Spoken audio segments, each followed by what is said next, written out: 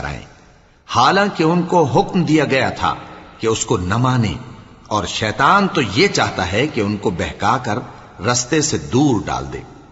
اور جب ان سے کہا جاتا ہے کہ جو حکم اللہ نے نازل فرمایا اس کی طرف رجوع کرو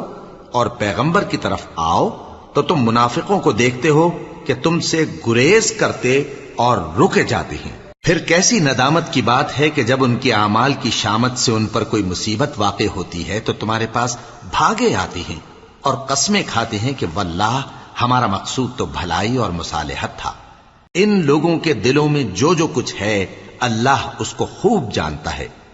تم ان کی باتوں کا کچھ خیال نہ کرو اور انہیں نصیحت کرو اور ان سے ایسی باتیں کہو جو ان کے دلوں میں اثر کر جائیں۔ اور ہم نے جو پیغمبر بھی بھیجا ہے تو اسی لیے بھیجا ہے کہ اللہ کے فرمان کے مطابق اس کا حکم مانا جائے، اور یہ لوگ جب اپنے حق میں ظلم کر